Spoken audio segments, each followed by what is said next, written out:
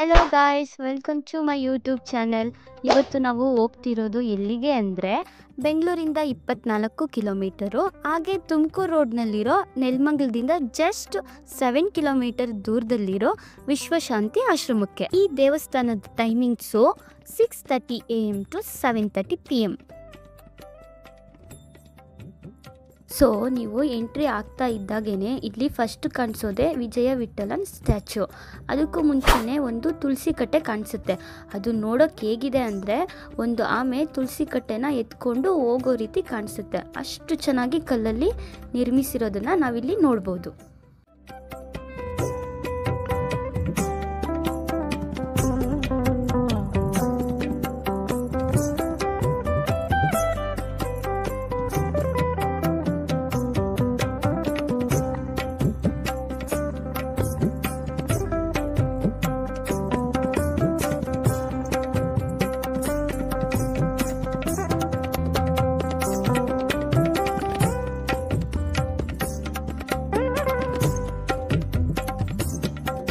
ಹಾಗೆ ವಿಶ್ವರೂಪ ವಿಜಯ ವಿಠಲನ ಸ್ಟ್ಯಾಚುವಿನ ಅಕ್ಕಪಕ್ಕದಲ್ಲೇ ಧಾನ್ಯಲಕ್ಷ್ಮಿ, ವಿದ್ಯಾ ವೀಣಾಲಕ್ಷ್ಮಿ, ಐಶ್ವರ್ಯಲಕ್ಷ್ಮಿ, ವೀರಲಕ್ಷ್ಮಿ ಹೀಗೆ ಹಲವು ಹೆಣ್ಣು ದೇವತೆಗಳ ಮೂರ್ತಿಗಳನ್ನು ಕಾಣಬಹುದು.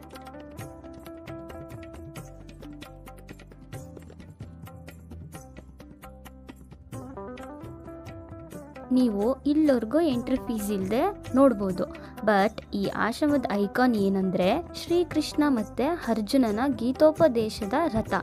ಈ ರಥವನ್ನು ನೋಡಬೇಕು ಅಂತ ಅಂದರೆ ಎಂಟ್ರಿ ಫೀಸ್ ಇರುತ್ತೆ. ಅಡಲ್ಟ್ಸ್ಗೆ 20 ರುಪೀಸು, ಕಿಡ್ಸ್ಗೆ 10 ರುಪೀಸು. ಎಂಟ್ರಿ ಫೀಸ್ ತೊಗೊಂಡು ಹಾಗೆ ನೀವು ಸ್ವಲ್ಪ ಮುಂದೆ ಬಂದರೆ ಇಲ್ಲಿ ಸಪ್ತನದಿಗಳ ದೇವತೆಗಳ ದೃಶ್ಯ ಕಾಣಿಸುತ್ತೆ.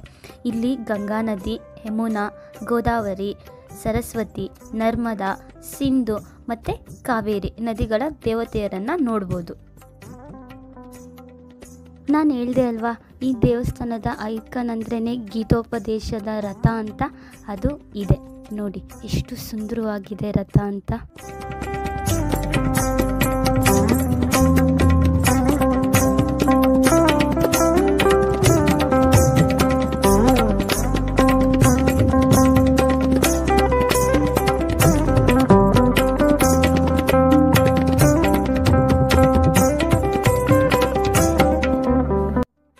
ರಥದ ಒಳಗಡೆ ಶ್ರೀ ಭಗವದ್ಗೀತಾ ದರ್ಶನ ಮಂದಿರ ಇದೆ.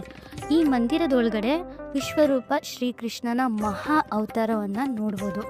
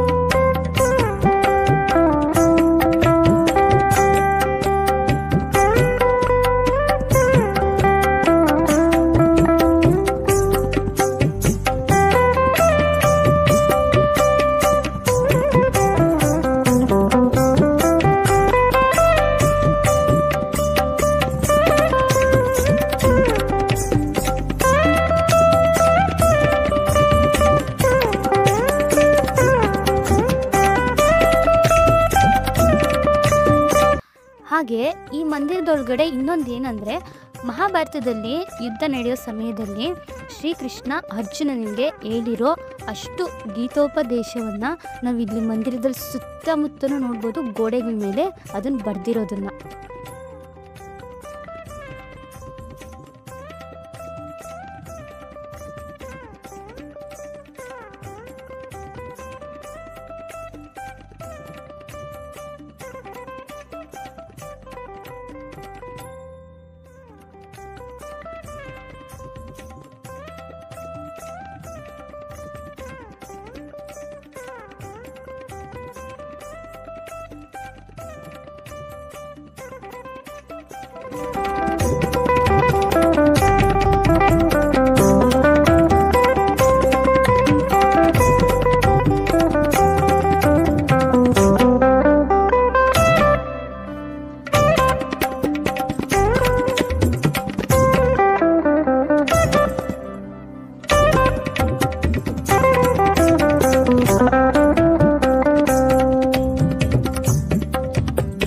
ಹಾಗೆ ಈ ವಿಡಿಯೋನ ಲೈಕ್ ಮಾಡಿ, ಶೇರ್ ಮಾಡಿ, ಹಾಗೆ ನಿಮ್ಮ ಫ್ರೆಂಡ್ಸ್ಗೆ ಮತ್ತು ಫ್ಯಾಮಿಲೀಸ್ಗೆ ಸಬ್ಸ್ಕ್ರೈಬ್ ಮಾಡೋಕ್ಕೆ ಹೇಳಿ.